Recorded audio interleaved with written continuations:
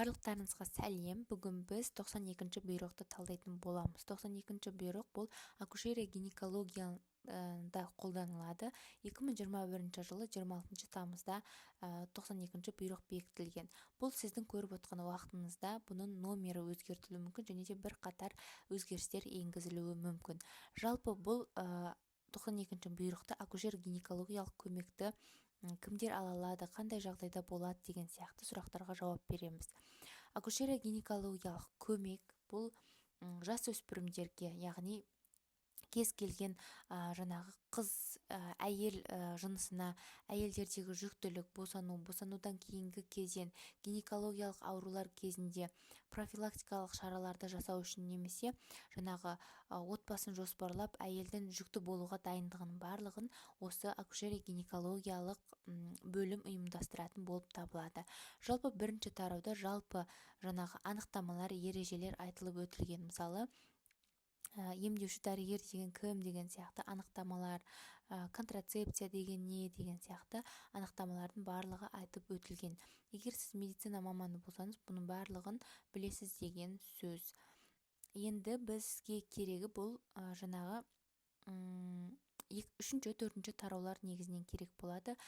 Бұл кездегі негізгі бұйрықтың мақсаты медициналық қызметкерлердің құқығын қорғау, жүкті әйелдердің қандай қызмет кез келген жаңағы әйел жынысындағы адамдардың қандай қызмет ала алатындығы, одан кейінгі қандай профилактикалық шаралардан өте алатындығын барлығы жазылған болады. Енді мен сіздерге өзімнің жаңағы түртіп алған жерлеріммен бөлісіп шығайын. Себебі бұл өте ауқымды, 101 беттен тұрады. Қай жерін оқу керектігін де білмей қалуыңыз мүмкін. Бірінші бұл кездегі жүктілік туралы, яғни ерте жүктілік 22-ші аптаға дейін болатын болса, онда ол жүктіліктен ерте кезеңі деп аталынады. Ал 22-ші аптадан кейінгі жүктіліктер болатын болса, онда ол жүктіліктің кеш кезеңі деген сияқты айтылып өтеді. Егер жас өспірімде жүктілік анықталатын болса, 3 сағат ішінде жасөспірімнің ата-анасына немесе заңды өкіліне хабар беруі қажет, және де ішкі істер органдарына 3 сағаттың ішінде қабылдап жаңағыдай жасөспірімнің жүктілігін хабарлап айтуымыз қажет болады. Және де жасөспірімнің ата-анасы немесе заңды өкілі бұл жүктілікті жалғастыратын болса, онда психологиялық жаңағы көмектерді біз беруіміз қажет болады. Енді жүктілік дегеніміз бұл қалыпты физиологиялық процесс. Бұл кезде ең бірінші біз жаңағы науқастың анамнезін сұраудан бастаймыз. Яғни науқастың анамнезінде итеккірдің қашан басталғандығы, қаншалықты жиілікте келетіндігі, арасының интервалы қаншалығы, итеккір қанша күн келетіндігі барлығын сұраймыз. Одан кейін жаңағы тұқымында қандай да бір тұқым қуалаушылық аурулар бар ма, жоқ па, яғни генетикалық ауруларға тексеріс міндетті түрде жасалыну керек. Себебі бұл Даун, Эдвардс, Патау сияқты тағы жаңағы сәбидің ананың өліміне алып келетін, асқыныстарды алып келетін жағдайлар болса, онда біз жүктілікті жаңағы үзуге көрсетілімдер тағайындауымыз мүмкін, көрсеткіштер болуы мүмкін. Одан кейін, егер де науқас жаңағы пациенттің, жүкті әйелдің жасы 37 жастан жоғары болатын болса, тұқым қуалаушылық аурулары болатын болса, немесе жаңағы операция кезінде, кішкентай кезінде қан құю процестері болған болатын болса, дене салмағының жаңағы артуы, төмендеуі, соның барлығын тексеріске жіберуіміз қажет. Және де біз жүктілі болған әйелді 10-ші аптаға дейін ерте есепке қоюымыз қажет болады. Одан кейін соңғы етеккірдің бірінші күннен жүктіліктің 11-ші аптасынан 13-ші апта 6 күнге дейінгі аралықта біз аналық сарысу маркерін анықтауымыз қажет болады. Бұл аналық сарысу маркері жаңағы айтып өткеніміздей тұқым қуалаушылық аурулардың жаңағы ұрықта болу-болмау көрсеткішін көрсетіп беретін болады. Және де серіктесі бір рет міндетті түрде адамның иммундық тапшылық вирусына, яғни ВИЧ-ге тексерілу қажет болады. Жаңағы жүкті әйелдің өзі де Вассерман, яғни сифилиске тестін, жалпы қан анализін, жалпы зәр анализін, биохимиялық анализдерді жаңағы АИТВ-ға, ВИЧ-ге анализдердің барлығын, гепатит В, С-ға анализдерін осы 11-ші апта мен 13-ші апта 6 күн арасында міндетті түрде тапсыру керек. Және де 11-ші апта мен 13-ші апта 6-шы күнне аралығында біз міндетті түрде жүкті әйелді ультрадыбыстық зерттеуге жібереміз. Және де жүкті әйелдер болатын болса, профилактикалық шаралар, емдік шаралардың мақсатында 0,4 мг фолий қышқылын міндетті түрде ішуді тағайындауымыз қажет. Келесі келуінде есепке қойылғаннан кейін 7-10 күннен соң пациентке, жүкті әйелге қайтадан келуін жаңағыдай ескертеміз. Сол келген кезінде 3 жұмыс күн ішінде егерде әйел адам қайтадан тексеріске келмейтін болса, жаңағы тіркеу аймақтық медсестра, медбике немесе акушер-патронажға бару қажет болады.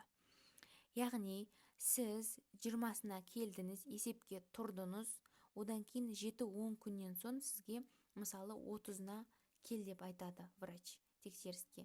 Сіз 30-на келмедіңіз, 31-не келмедіңіз, 1-не, 2-сіне келмедіңіз, 3-не сізді жаңағы жергілікті медбикеңіз немесе акушеркаңыз хабарласып, жағдайыңызды біліп, неге келмегендігіңізді біліп, патронажға бару қажет болады. Одан кейін екінші қабылдауға алғаш барғаннан кейін жаңағы акушер-гинеколог сізге мысалы 30-на 1-не бардыңыз дейік, сізге жеке босану схемасын құруы қажет. Яғни сіздің жаңағы анализдеріңізде қауіп факторы бар ма, жоқ па, дене салмағының артуы бар ма, жоқ па, соның барлығын анықтауымыз қажет болады. Яғни қауіп факторларында мысалы экстрагенитальды ауруларыңыз болатын болса, мысалы сізде бүйректің аурулары болуы мүмкін, немесе жаңағыдай қантты диабет болуы мүмкін, кейбір адамдарда қалқанша безінің аурулары болуы мүмкін. Соның барлығын анықтап, жеке ем жоспарыңызды, босану жоспарыңызды құратын болады. Жүкті және де босанған әйел, жүкті немесе жаңағы босанған әйелдің жеке картасы 0,77 есеп бойынша тіркелінеді. Ал егерде айырбастау картасы болатын болса, онда ол 0,48 жаңағы есепке алу несімен картасымен белгіленетін болып табылады. Яғни жүкті әйелде 2 карта болады. Осы бүкіл жүктіліктің кезіндегі мәліметтердің барлығы осы 0,77 мен 0,48-ге енгізіліп отырылады. Одан кейін жүктіліктің 9-13 аптасында міндетті түрде венозды қан арқылы резус факторды анықтау қажет болады. Себебі резус факторды анықтау өте жаңағыдай керек. Өзіңіздің резус факторыңызды анықтап, және ұрықтың резус факторын анықтауыңыз қажет.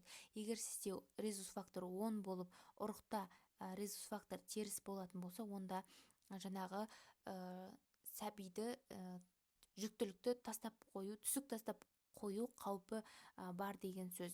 Егер де резус фактор 10 болатын болса, антидене титрін анықтамай, антирезусты иммуноглобулин жаңағы профилактика жүргізілмейді. Ал егерде ұрықтың резус факторы 10, әйелдің резус факторы теріс болатын болса, әкесін жаңағы антигендік құрамын фенотиптеу тексерілуге жіберілу қажет.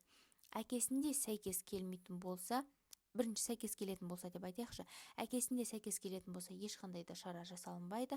Ал егерде әкесінде резус фактор сәйкес келмесе, антидене титрін анықтау керек. Әкеде 10, анада резус антидене болмаса, яғни әкесінде 10, анасында резус теріс болып тұрғы, бірақ антидене табылмайтын болса, онда 250 микрограмм немесе 1250 халықаралық бірліктен біз бір рет 28-30 аптасында иммуноглобулинді енгізуіміз қажет болады. Босанған соң балада 10, әйелде резус фактор теріс болып тұрғы, сонда 3 күн ішінде, яғни 72 сағат ішінде біз жаңағы иммуноглобулинді 1250 халықаралық бірлікте қайтадан бұлшық ет ішіне енгізуіміз қажет болады. Ал егерде анада резус антидене анықталса, онда антиэритроциттік антидене титрін анықтауымыз қажет. Ұрықтың ультрадыбыстық зерттеуін қарауымыз қажет, ортаңғы ми артериясының қан ағымын өлшеуіміз қажет, және де доплерометрияны жүргізуіміз қажет болады. Бұл өте маңызды, себебі кез келген терапевт немесе акушер-гинеколог, кез келген медицина қызметкері бұны білу қажет деп санаймын. 36 апта 6 күнге дейін стационарға жатқызылуға болады, яғни көп бейімді бөлімшелерге жатқызуға болады. Ал 37 аптадан бастап тек акушер-гинекологиялық стационарға жатқызылады. Енді еңбекке уақытша жарамсыздық парағы 0,27 е болып табылады, яғни жүкті әйелдің еңбекке жарамсыздығын бекіту үшін осы 0,27 беріледі. Ал егерде жүкті әйел мысалы зиянды, залалды, ауыр жұмыстарда істейтін болса, онда 0,74 есеп картасы беріледі. Яғни бұл кезде жүкті әйелді басқа жұмысқа ауыстыру үшін осы 0,74 карта анықтама беріледі. 0,26 дегеніміз жүкті әйел студент немесе әскери қызметкер болатын болса, онда дене шынықтыру сабағынан босату үшін 0,26 есеп беріледі. Енді медициналық генетикке қай кезде жолдаймыз? Медициналық генетикке науқас әйелдің жасы 37 жастан асатын болса, анамнезінде жүктілікті үзу болатын болса, түсік тастап қойған болатын болса, немесе алдыңғы сәбилері тірі туылмаған болса, сол кезде жібереміз. Және де созылмалы патологиясы бар бала туылған болса, моногенді тұқым қуалайтын ауру болатын болса, анамнезінде өлі туу айтып өттік, жүктілік көтере алмаушылық болатын болса, бір немесе одан да көп балаларының қайтыс болуы, яғни диагнозы белгісіз түрде балалары қайтыс болып кетіп жататын болатын болса, және де ұрықтың бір-бірімен жабысып қалу процестері болған кезде біз міндетті түрде генетикке адам сарысулық маркері табылмай жатып, немесе УЗИге түспей жатып, осы анамнезіне сүйеніп генетикке жібере аламыз. Одан кейін екінші келуінде біз анықтап болғаннан кейін генетикке жібереміз, яғни ультрадыбысты зерттеу маркерін анықтап болғаннан кейін аралас тест анықталған 1-150 дейін қатынасынан және де онына жоғары болатын болса, ананың қан сарысуының маркерін талдау үшін және де 30 жастан жоғары болған кезде осы талдаулардың нәтижесінің бәрін алып, жалпы дәрігерлік практика дәрігер генетикке жібере алады. Енді ультрадыбыстық зерттеуге УЗИге қай кезде жібереміз? Мына аралықтарды міндетті түрде дұрыс уақытымен жіберуіміз қажет. Бірінші триместрде біз 11 апта мен 13 апта 6 күн арасында ультрадыбыстық зерттеуге міндетті түрде жіберуіміз қажет. Және жүкті әйел міндетті түрде баруы қажет.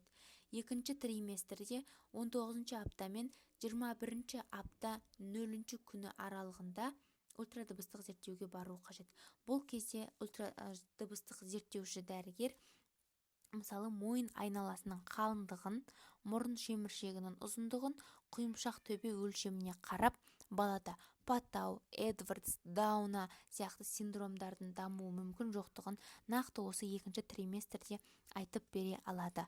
Одан кейін үшінші УЗИге баратын кез ол 30 апта және 32 апта 0 күн арасында міндетті түрде ультрадыбыстық зерттеудің үшінші кезеңіне бару қажет болады.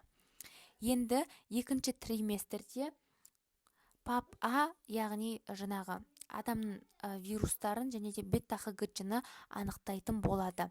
Жүктіліктің 12 және 32 апта аралығында негізі дәрігерлер патронажға бару қажет деп белгіленген.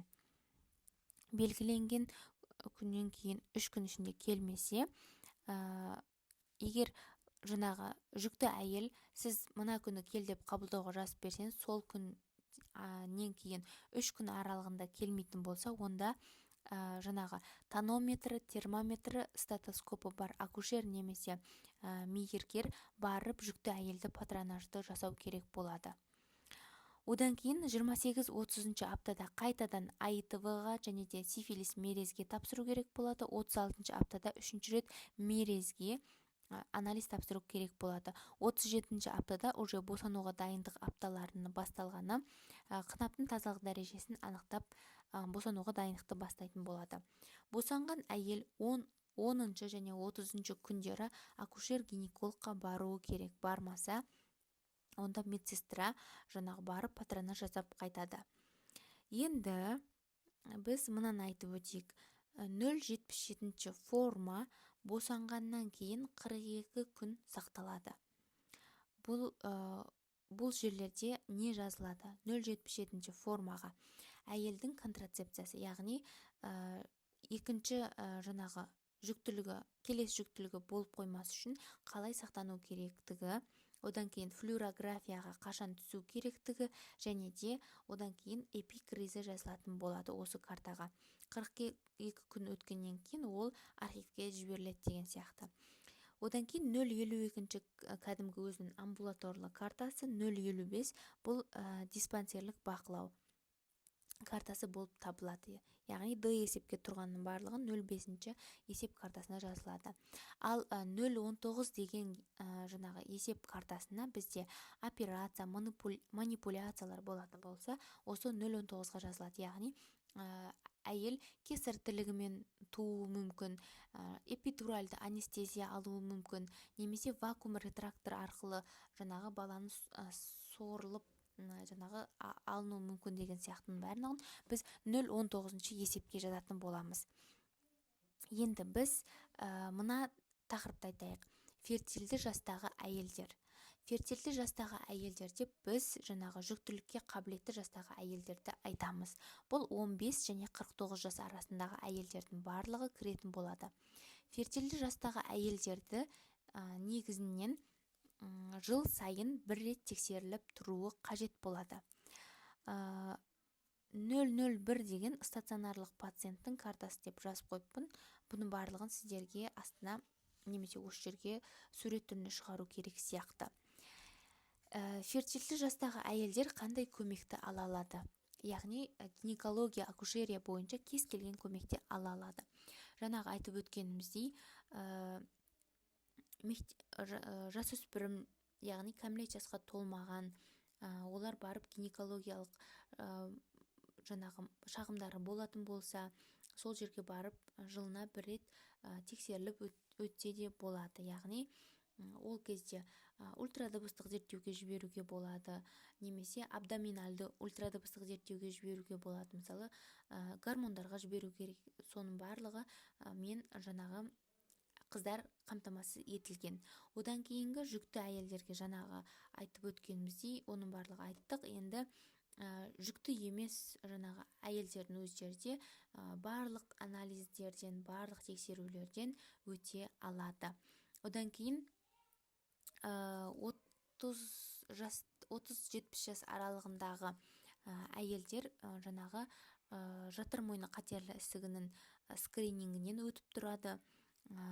Егде жастағы әйелдер де барып өзінің міндетті түрде тексерулерінен өте алады, және де портал арқылы айтып өтілгендей миомектомия, соның барлығында осы мемлекет мәмс жүйесі арқылы жасата алады. Енді біз перинатальды көмекті аймақтандыру тақырыбын айтып өтейік.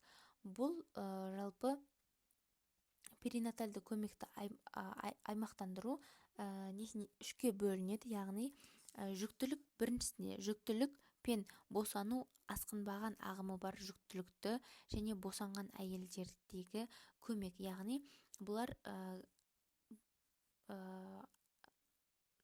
не десем болады екен, кәдімгі аймақтық жерге барып перинатальды көмекті аймақтандыру, яғни қандай көмекпен қамтамасыз етіле алады. Бұлар үш топқа бөлінеді. Бірінші топта жүктілік пен босану асқынбаған ағымы бар жүкті және босанған әйелдер. Яғни ешқандай асқыну жоқ және де жүкті әйелдер немесе босанған әйелдер, бұлар амбулаторлық бүкіл көмекті ала алады. Одан кейін стационар жағдайында кәдімгі барғаннан кейін төсек жабдықтарымен, сонымен қатар антисептик препараттармен дейікші, төсек ауыстырғыштармен, дәрігерлердің консультациясын алумен, соның барлығымен қамтамасыз етілген.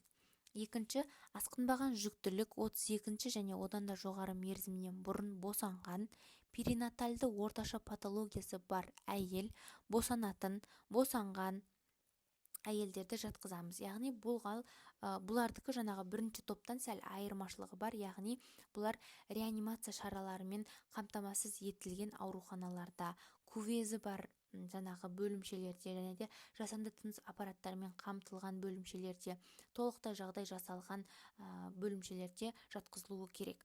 Үшінші топ, асқынған жүктілігі бар, перинатальды патологиясы жоғары, қауіптілігі жоғары, яғни гестацияның 22-32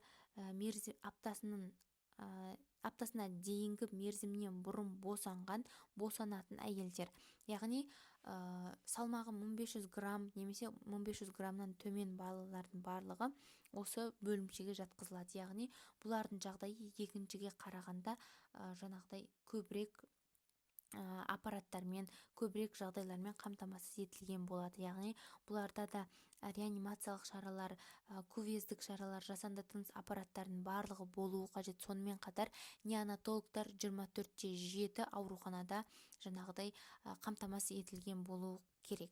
Неонатолог дәрігерлер, акушер-гинеколог дәрігерлер әрине смен бойынша болса да 24/7 қамтамасыз етілген болуы қажет. Және де жаңағы палаталарды тексеретін дәрігер демалыс және мереке күндерінен басқа күндері толығымен науқас әйелдерді күніне 1 рет болсын қарап шығу керек деген сияқты көрсетілімдер жазылған.